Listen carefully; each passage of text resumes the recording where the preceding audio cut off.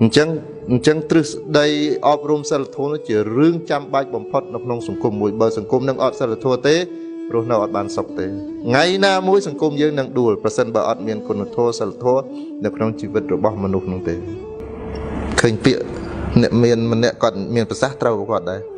គាត់ថាយើងមានតែយើងទេអ្នកក្រមដែរមកសុំអីយើងហូបទេកុំទៅមើលងាយគាត់យើងចេះតែយើងទេកុំទៅមើលងាយអ្នកល្ងង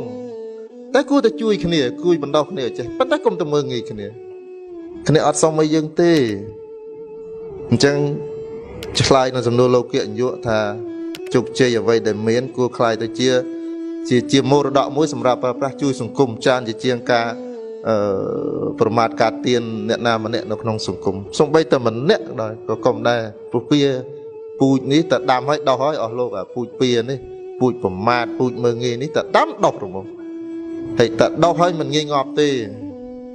មិនងាយទេដូចនៅវត្តថ្មតែដូចតាមប្រវត្តិដូចរឿងដែលគាត់ខឹងបំផុតរឿងខ្មោចអ្នកមានខ្មោចអ្នកក្រដុតនៅវត្តណាឡោមដែលគាត់ចូលគុំនេះហ្នឹងគាត់នៅគាត់លេខ2គាត់លេខ2ចា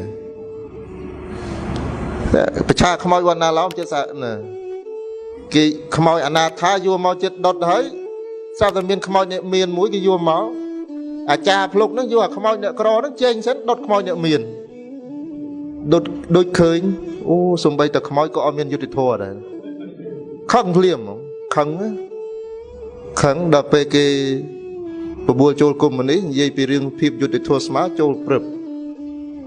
តាមពិតដូចអត់មានស្អប់មនុស្សនៅគុកទួលស្លែង 10000 នាក់ហ្នឹងទេដូចស្អប់រឿងមួយរឿងតាក់ទងខ្មោចទេប៉ុន្តែវាពូជនឹងវាដោះយូរទៅវាធំទៅ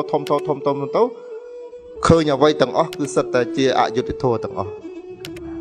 នេះបរាជ័យនៅក្នុងសង្គមមួយដែលមិនគិតអំពីសិលធម៌